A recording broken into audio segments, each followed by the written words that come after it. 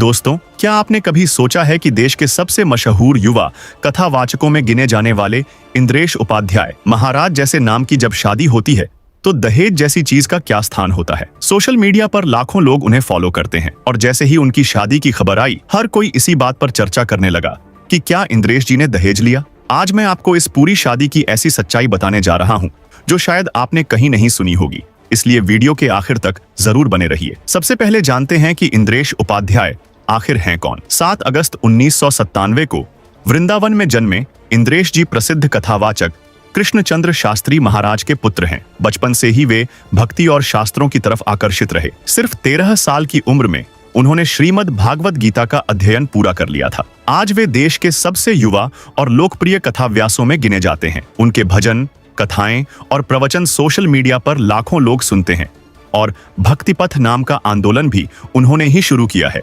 ताकि युवाओं को आध्यात्मिक मार्ग से जोड़ा जा सके। अब आते हैं उनकी शादी पर। नवंबर से ही खबरें चल रही थीं कि इंद्रेश जी दिसंबर में विवाह करने वाले हैं और फिर 5 दिसंबर 2025 की तारीख तय हुई। शादी की शुरुआत वृंदावन के रमण रेती स्थित उनके घर से हुई, जहां हल्दी और संगीत की रस्में पूरे भक्ति भाव के माहौल में संपन्न हुई। हल्दी की रस्म में इंद्रेश जी पीले परिधान में बेहद सादगी भरे और शांत दिखाई दिए। परिवार, भक्त और करीबी लोग इस खास पल के गवाह बने। वृंदावन से निकली बारात देखने लायक थी। दूल्हा ऑफ व्हाइट शेरवानी और राजस्थानी पगड़ी में किसी राजा की तरह नजर आ रहा था। हाथ में चांदी की छड़ी, आगे आगे बांके बिहारी का ध्वज और साथ में हाथी घोड़े।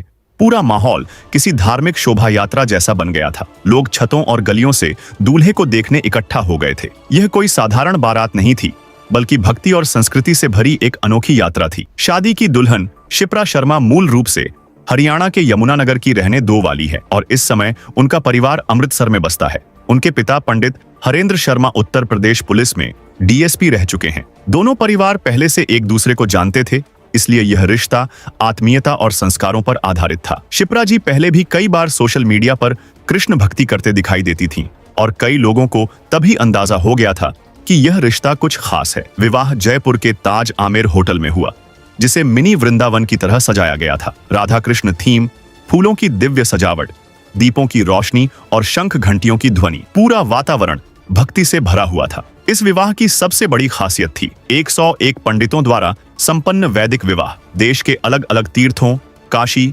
उज्जैन, हरिद्वार, नासिक, अयोध्या, बद्रीनाथ, केदारनाथ से आए ये पंडित 3 घंटे तक मंत्रोच्चार के साथ विवाह संस्कार करवाते रहे। इंद्रेश और शिप्रा ने अग्नि को साक्षी मानकर 7 फेरे लिए और जब इंद्रेश जी ने शिप्रा जी की मांग में सिंदूर भरा तो पूरा मंडप तालियों और बधाइयों से गूंज उठा। इस शादी में धीरेन्द्र कृष्ण शास्त्री, देवी चित्रलेखा, पुंडरीक गोस्वामी, जया किशोरी, कुमार विश्वास, बी प्राक सहित अनेक संत और समाज की हस्तियां मौजूद थीं। हर किसी ने इस विवाह की पवित्रता और वैदिक भव्यता की तारीफ की। अब आते हैं सबसे बड़े सवाल पर, इंद्रेश उपाध्याय ने दहेज लिया या नहीं? और जवाब है नहीं। पूरी शादी में कहीं भी दहेज या लेन देन की कोई बात नहीं हुई। न कोई रकम, न गाड़ी, न किसी तरह की मांग। यह विवाह सिर्फ कन्यादान, वैदिक विधियों और परंपरा के अनुसार संपन्न हुआ। दोनों परिवारों ने अपनी अपनी जिम्मेदारियां निभाईं, लेकिन दहेज जैसी कुप्रथा का कोई अस्तित्व नहीं था। सोचिए, इतना बड़ा आयोजन, 101 पंडित, ताज आमेर जैसा भव्य स्थल,